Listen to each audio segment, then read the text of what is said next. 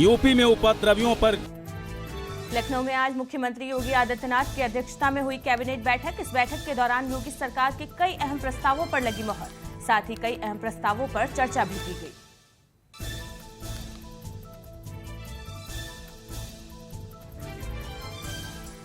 National Herald case मामले में राहुल गांधी से ईडी ने की पूछताछ। वहीं कांग्रेस राहुल सोनिया गांधी को मिले नोटिस का विरोध कर रही है। कांग्रेस ने प्रदर्शन किया जिसका नाम सत्याग्रह दिया।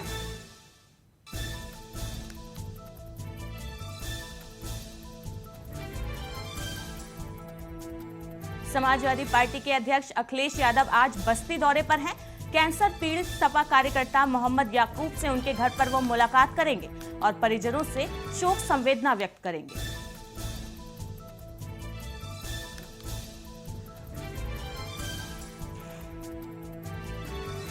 प्रधानमंत्री नरेंद्र मोदी आज एक दिवसीय महाराष्ट्र दौरे पर जा रहे हैं। पीएम मोदी इस दौरे की शुरुआत पुणे शहर के देहू में जगत गुरु श्री संत तुकाराम महाराज मंदिर का उद्घाटन के साथ करेंगे।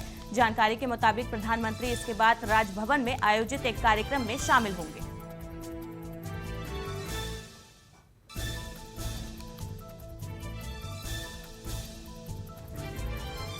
पीएम नरेंद्र मोदी की अध्यक्षता में आज केंद्रीय कैबिनेट की बैठक होगी। सीसीएस की बैठक में आज बड़ा ऐलान हो सकता है। सेना में भर्तियों को लेकर बड़ा ऐलान होगा। सेना की अग्निपथ योजना को हरी झंडी मिल सकती है।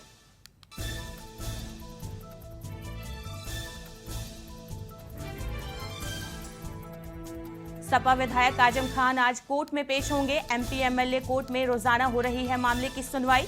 शत्रु संपत्ति केस में जमानत पर आज सुनवाई होगी। आजम खान की 4 अन्य केसों में भी मामले की सुनवाई होगी।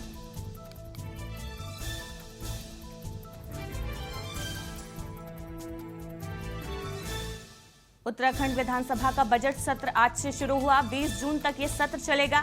आज शाम 4 बजे सदन के पटल पर बजट रखा जाएगा। 63,000 करोड़ का ये बजट होगा।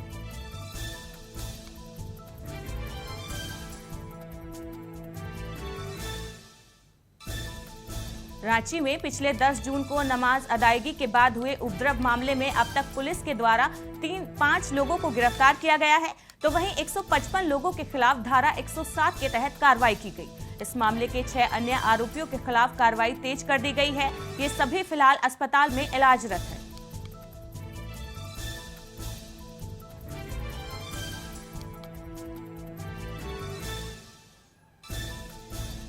पूर्वांचल के माफिया मुख्तार अंसारी को इलाहाबाद हाई कोर्ट से बड़ा झटका लगा है।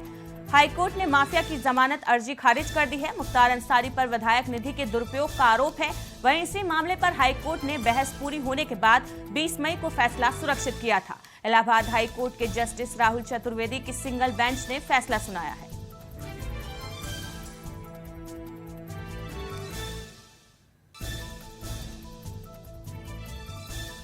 नेशनल हेराल्ड केस में कांग्रेस के पूर्व अध्यक्ष राहुल गांधी से ईडी पूछताछ कर रही है। इस बीच आज पेशी से पहले राहुल गांधी के ट्वीट पर तंज कसा है।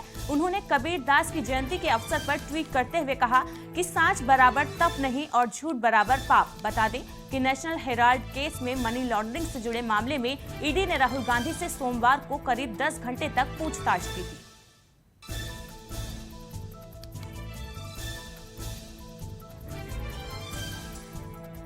नुपुर शर्मा द्वारा पैगंबर मोहब्बत पर दिए गए बयान को लेकर विवाद थमने का नाम नहीं ले रहा है। अब राजस्थान में बीजेपी की एक महिला पार्षद ने नुपुर शर्मा की टिप्पणी के विरोध में पार्टी से इस्तीफा दे दिया। बता दें कि तबस्सुम मिर्जा बीजेपी से कोटा में वार्ड 14 की पार्षद हैं। उन्होंने पार्टी प्रदेश अध्यक्ष और जिला अध्यक्ष को अपना इस्तीफा भेजा है। इस्तीफा पत्र में उन्होंने लिखा कि वो पार्टी की प्राथमिक सदस्यता से इस्तीफा दे रही हैं। मौजूदा हालातों में पार्टी में काम करना संभव नहीं है।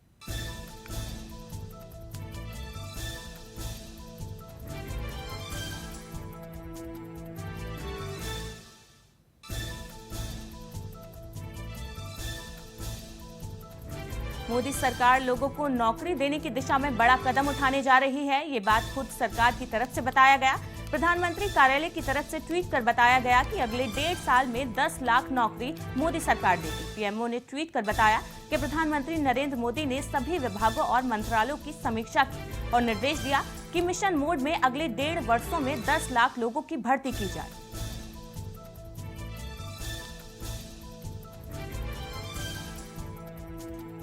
राजस्थान में आरक्षण की मांग को लेकर आंदोलन शुरू हो गया है। माली, कुशवाहा, शाक्य और मौर्य समाज ने राजस्थान में अलग से 12% आरक्षण देने की मांग की है। बता दें कि भरतपुर में आगरा जयपुर नेशनल हाईवे 21 को लाठियों के साथ सैकड़ों लोगों ने जाम कर दिया। वहीं भरतपुर में सोमवार सुबह 11 बजे से 24 घंटे के लिए 4 कस्बों में इंटरनेट बंद किया गया है।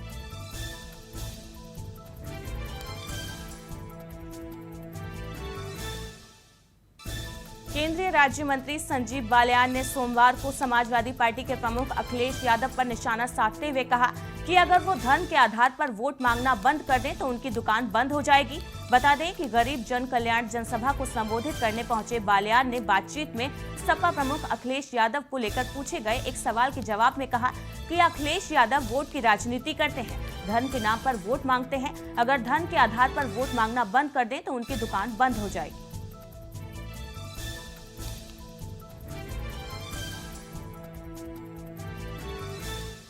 कांग्रेस आगामी राष्ट्रपति चुनाव के लिए विपक्ष के संयुक्त उम्मीदवार पर जोर दे रही है।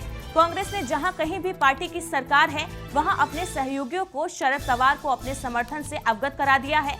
कांग्रेस के वरिष्ठ नेता मल्लिकार्जुन खड़गे ने पिछले गुरुवार को पार्टी प्रमुख सोनिया गांधी से एक संदेश के साथ शरद पवार ने मुलाकात की थी। दोनों नेता मुंबई में मिले थे। अगर शरद पवार मैदान में उतरते हैं तो कांग्रेस उनके पूर्ण समर्थन में दिखाई दे रही है, जबकि ममता बनर्जी ने 15 जून को विपक्षी दलों की बैठक बुलाई है। सोनिया ने ममता और शरद पवार से चर्चा की।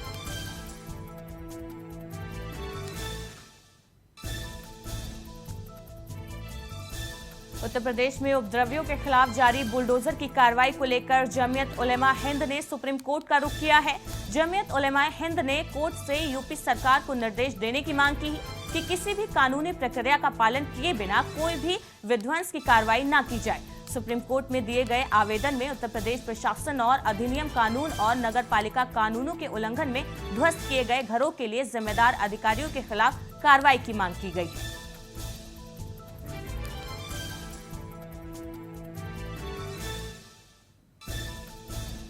दिल्ली की भीषण गर्मी ने इस साल गर्मी के रिकॉर्ड तोड़ दिए हैं। राजधानी में 1 मार्च से 13 जून के बीच अधिकतम तापमान 42 डिग्री या उससे ऊपर रहा है।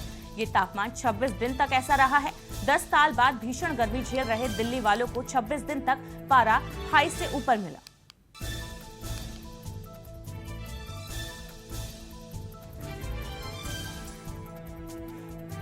दस जून को जुम्मे की नमाज के बाद हुई हिंसा के बाद सोमवार को कोलकाता हाई कोर्ट ने कड़ा रुख अख्तियार किया है। एक मामले की सुनवाई करते हुए कोर्ट ने कहा कि पश्चिम बंगाल सरकार ये सुनिश्चित करने के लिए आवश्यक कदम उठाएगी कि पैगंबर मोहम्मद के खिलाफ कथित आपत्तिजनक टिप्पणियों के खिलाफ हो रहे प्रदर्शन के दौरान कोई अप्रिय घटना न हो। तो वहीं हाई कोर्ट ने सरकार को निर्देश दिया कि अगर राज्य की पुलिस हालात नियंत्रित करने में नाकाम रहती है तो सरकार केंद्रीय बल को बुलाए। कोर्ट ने सरकार को 15 जून तक की स्थिति रिपोर्ट दाखिल करने का निर्देश दिया है।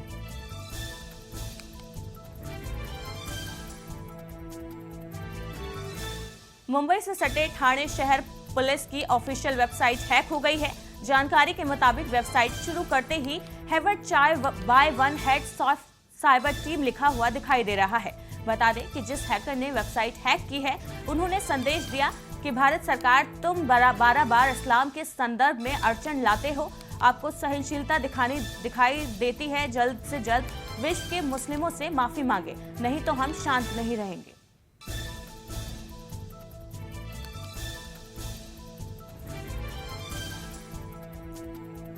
यूपी के मुख्यमंत्री योगी आदित्यनाथ के एक मुस्लिम प्रशंसक यामीन सिद्दीकी ने अपने सीने पर सीएम योगी का टैटू गुदवाया। यामीन शुरू से ही उत्तर प्रदेश में योगी आदित्यनाथ की सरकार बनने के बाद उनकी कार्यशैली और जन योजनाओं से प्रभावित हैं। उनकी दीवानगी मुख्यमंत्री के प्रति इतनी बढ़ती चली गई कि योगी के जन्म दिवस पर उन्हें विशेष उपहार देने के लिए अपने शरीर पर योगी आदित्यनाथ का टैटू गुदवा लिया।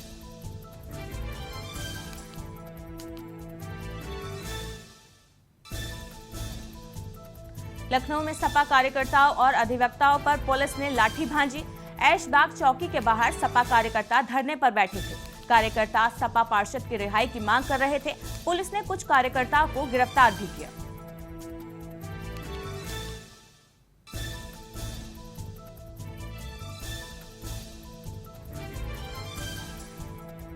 उत्तर प्रदेश के कई जिलों में हिंसा और उपद्रव करने वालों पर योगी आदित्यनाथ की सरकार पुलिस का एक्शन जारी है। हिंसा और पत्थरबाजों को योगी सरकार चिन्हित कर उन्हें सलाखों के पीछे पहुंचा रही है। इसी क्रम में यूपी सरकार ने राज्य में दंगाई करने वाले 337 लोगों पर शिकंजा कसा। आंकड़ों के मुताबिक 9 जिलों में 13 एफआईआर दर्ज की जा चुकी हैं।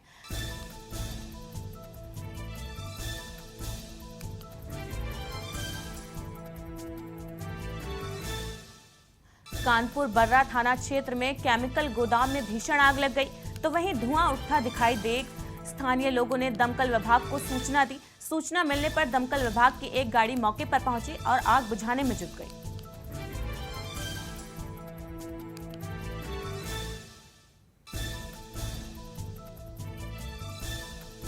कानपुर में हिंसा के बाद प्रदर्शनकारियों और हिंसा से जुड़े लोगों पर सरकार का एक्शन जारी है।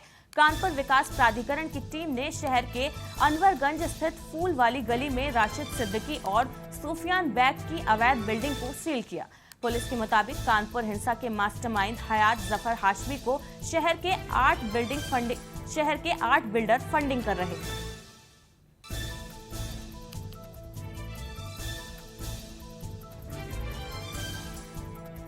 महाराजगंज जनपद के सिसवा कस्बे के वार्ड नंबर 21 में विवेकानंद नगर में आज सुबह मोहल्ले के बाहर रोड पर अचानक एक विशालकाय अजगर निकल आया।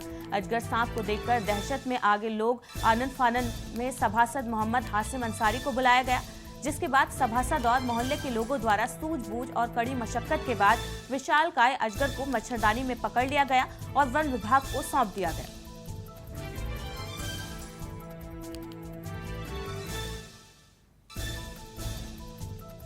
जुम्मे की नमाज के बाद हिंसा में शामिल हुए उपद्रवियों को पकड़ने की कवायद जारी है। फिरोजाबाद पुलिस ने भी सोमवार को उपद्रवियों के पोस्टर जारी किए हैं।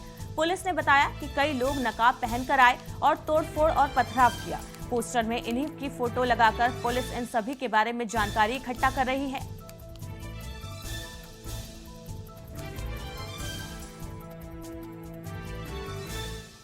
संभल में केंद्रीय मंत्री संजीव बालियान ने जुम्मे की नमाज के बाद पत्थरबाजी को गलत बताया।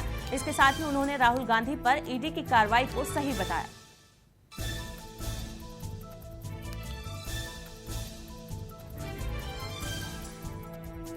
बिहार के माधेपुरा से पंजाब जा रही बस कुशीनगर जिले के NH 28 पर हाटा कोतवाली के बागनाथ चौराहे पर हादसे का शिकार हो गई। तेज रफ्तार बस आगे खड़ी ट्रक में जा घुसी। इस हादसे में 4 यात्रियों की मौत हो गई, जबकि 29 अन्य घायल हो गए। घायलों में कई की हालत नाजुक बताई जा रही है। सभी घायलों का जिला अस्पताल में इलाज चल रहा है।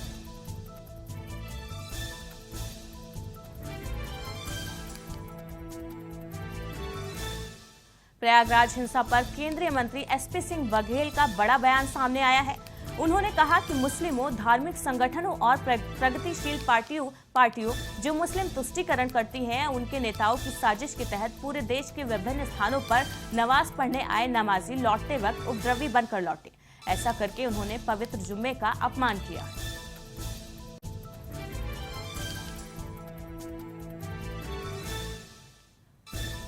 30 जून से अमरनाथ यात्रा का आगाज होने जा रहा है। इस यात्रा पर बौखलाए आतंकियों की नजर है, लेकिन सुरक्षा बल भी चौकस है। हाल ही में सोपोर एनकाउंटर के दौरान लश्कर के 2 आतंकी भागने में कामयाब हो गए। हालांकि अब उन्हें वैगना एनकाउंटर में मार गिराया गया है। जम्मू कश्मीर में देर रात हुई मुठभेड़ में लश्कर-ए-तैयबा से जुड़े पाकिस्तान के 2 आतंकी मारे गए। पुलिस ने कहा कि उनका इरादा 30 जून से शुरू होने वाली अमरनाथ यात्रा को निशाना बनाना है।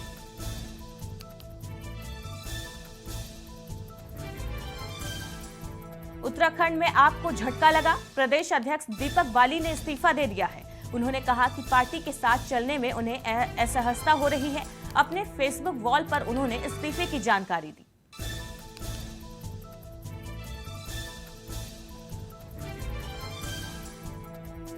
वन विभाग ने देहरादून के चंद्रवनी इलाके में करीब 2 हेक्टेयर जमीन पर अवैध कब्जे पर बुलडोजर चलाकर उसे तोड़ दिया। वन विभाग की इस कार्यवाही से भू माफियाओं में हड़कंप मच गया है। इस दौरान अतिक्रमणकारियों और वन विभाग के कर्मचारियों के बीच मारपीट भी हुई। बाद में थाना पटेल नगर पुलिस को मौके पर बुलाया गया, जिसके बाद अवैध निर्माण को ध्वस्त करते हुए वन विभाग द्वारा 11 लोगों के खिलाफ मुकदमा दर्ज किया गया।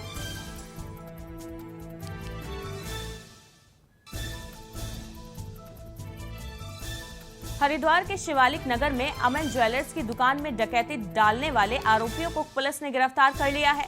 बता दें कि वारदात के दिन एक बदमाश को दबोच लिया गया था, जिसके चलते बाकी 5 आरोपियों को पुलिस ने आज गिरफ्तार किया।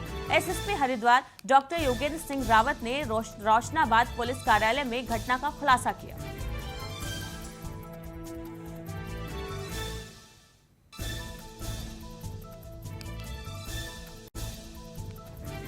हल्द्वानी में वन विभाग की टीम को बड़ी सफलता हाथ लगी। यहां मुखबिर की सूचना के बाद पुलिस ने लीसे की अवैध खेप बरामद की। जानकारी के मुताबिक वन विभाग ने मुखबिर की सूचना पर रानीखेत के मछखाली से 703 अवैध लीसे को ट्रक में भरकर ला रहे ट्रक चालकों को मैं ट्रक गिरफ्तार कर लिया। फिलहाल वन विभाग ने ट्रक को रेंज कार्यालय में जमा कर कानूनी कार्रवाई शुरू कर दी है।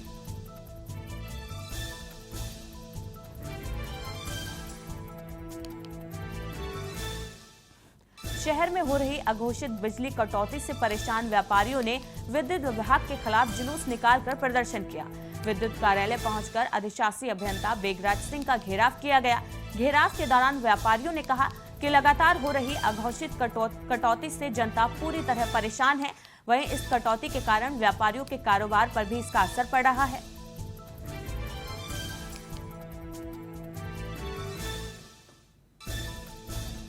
जोशीमठ आधार केंद्र बंद होने के चलते आम लोगों को अपने आधार कार्ड बनवाने के लिए 60 किलोमीटर दूर गोपेश्वर जाना पड़ रहा है। बता दें कि पहले डाकघर और 2 और जगहों पर भी आधार केंद्र खोले गए थे, लेकिन अब तीनों जगह पर आधार केंद्र बंद कर दिए गए हैं, जिसके कारण वहां के लोगों को काफी दिक्कतों का सामना करना पड़ रहा है। साथ ही 60 किलोमीटर की दूरी तय करनी पड़ रही है।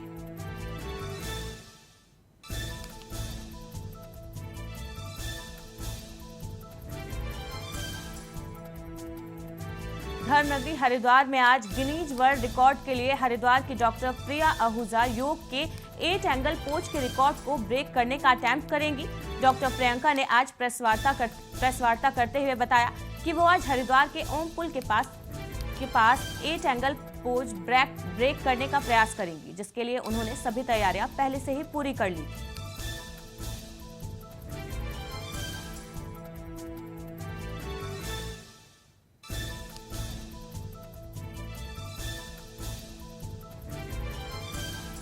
दस जून को रांची हिंसा पर प्रतिक्रिया देते हुए सीएम हेमंत सोरेन ने कहा कि सभी को संयमित ढंग से चलने की जरूरत है। शहर जंग का मैदान नहीं है और वर्तमान परिस्थिति को ध्यान में रखते हुए हर कदम को बढ़ाने की जरूरत है।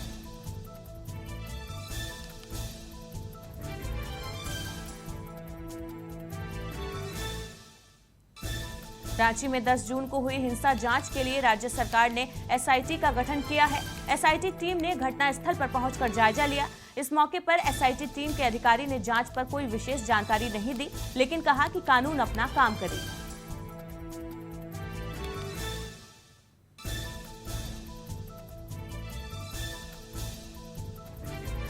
नवादा पुलिस ने 2 अलग-अलग लोगों से लेवी के 23 लाख रुपए मांगने के आरोप में 7 आरोपियों को गिरफ्तार किया है। पुलिस ने गिरफ्तार आरोपियों से भारी मात्रा में हथियार, जिंदा कारतूस बरामद किए।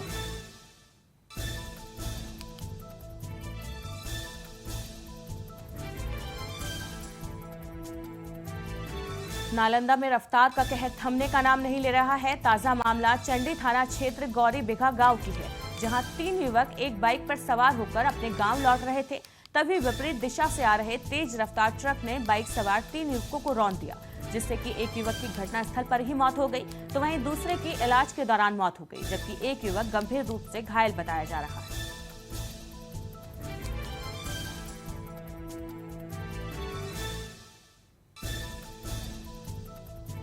बिहार सरकार की पूर्व गन्ना मंत्री और बाजपट्टी की पूर्व जेडीयू विधायक रंजू गीता अपनी पार्टी की समीक्षात्मक बैठक में शामिल होने पहुंची थी।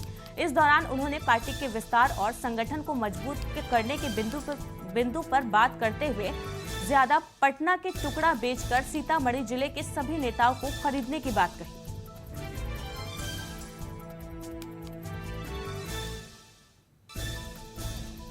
बोधगया एसडीपीओ ने थाना क्षेत्र में बन रही नकली शराब की अवैध फैक्ट्री का खुलासा किया। अवैध फैक्ट्री बोधगया मुख्य सड़क के डीवीसी सुपर पावर ग्रिड के सामने स्थित पुरानी बिल्डिंग में चल रही थी, जहां फैक्ट्री में पुलिस को भारी मात्रा में कई ब्रांड के लोगों लगा शराब का जखीरा बरामद हुआ।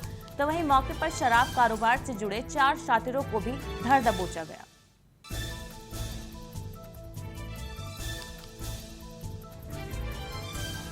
भागलपुर के नवगछिया मड़वा गांव के पास राष्ट्रीय राजमार्ग पर एक अनियंत्रित ट्रक ने बारातियों से भरी एक ऑटो को रौंद दिया। बता दें, घटना में 5 बारातियों की मौत होने की सूचना है। तो वहीं पांचों के शव को नवगछिया अनुमंडल अस्पताल में पोस्टमार्टम के लिए भेज दिया गया।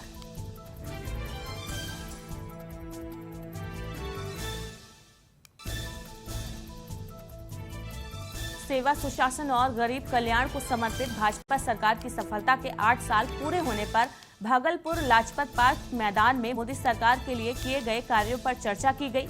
सभी वक्ताओं ने नरेंद्र मोदी सरकार के 8 साल पूरे होने के कार्यों का बखान किया। वहीं कार्यक्रम में गृह राज्य मंत्री नित्यानंद राय ने कहा कि प्रधानमंत्री नरेंद्र मोदी ने भारत को आत्मनिर्भर बनाने में मदद की है।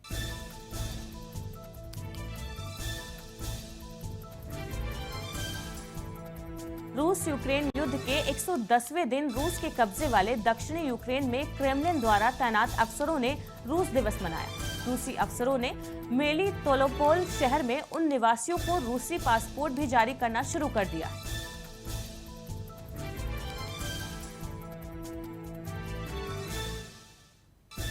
भारत और साउथ अफ्रीका के बीच 5 मैचों की T20 सीरीज का आज तीसरा मैच विशाखापट्टनम में खेला जाना है। पहले 2 मुकाबलों में भारतीय टीम को शर्मनाक हार झेलनी पड़ी थी। ये मुकाबला गंवाने पर भारत सीरीज भी गंवा देगा। ऐसे में ऋषभ पंत की अगुवाई वाली टीम इंडिया का लक्ष्य तीसरे मुकाबले को जीतकर सीरीज में कायम रहना है।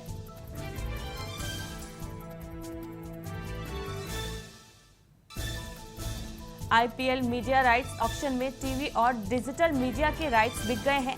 आईपीएल के सीजन 2023 से लेकर 2027 तक के लिए टीवी राइट्स डिज्नी स्टार और डिजिटल राइट्स रिलायंस वाईकॉम ने खरीदे हैं। डिज्नी स्टार ने टीवी राइट्स को 23,575 करोड़ रुपए में खरीदा है, जबकि वाईकॉम ने 20,500 करोड़ रुपए में डिजिटल अधिकार हासिल किए हैं।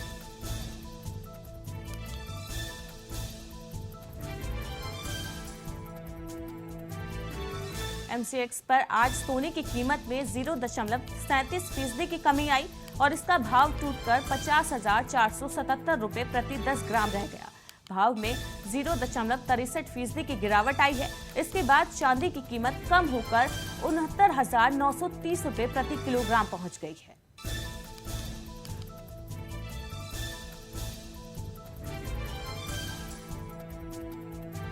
आज शेयर बाजार की शुरुआत खराब रही। दोनों इंडेक्स लाल निशान पर खुले। बॉम्बे स्टॉक एक्सचेंज का 30 शेयरों वाला सेंसेक्स 300 अंकों की गिरावट के साथ, जबकि नेशनल स्टॉक एक्सचेंज का निफ्टी 15,700 के स्तर पर खुला।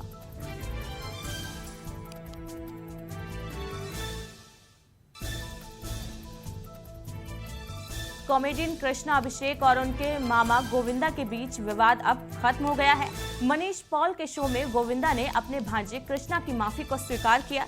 सालों बाद दोनों के बीच पैचअप हो गया है। इस खबर ने दोनों के फैंस के दिलों को खुश कर दिया है।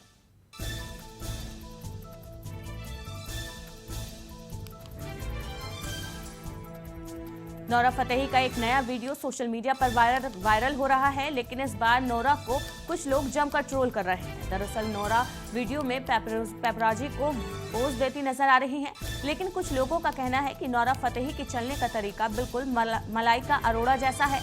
नोरा की चाल को लोग मलाइका से कंपेयर कर रहे हैं।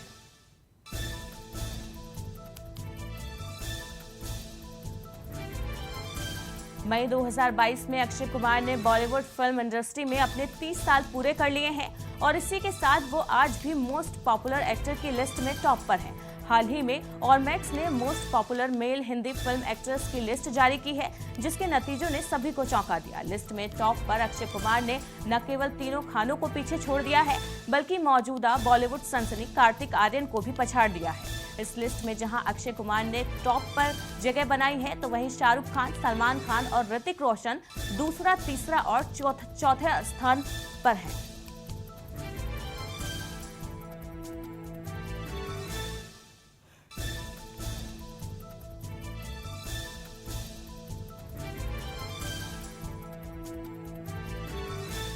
ओटीटी प्लेटफॉर्म नेटफ्लिक्स ने बीते दिन अपने सोशल मीडिया अकाउंट के जरिए Korean thriller show squid game के दूसरे सीजन का ऐलान कर दिया।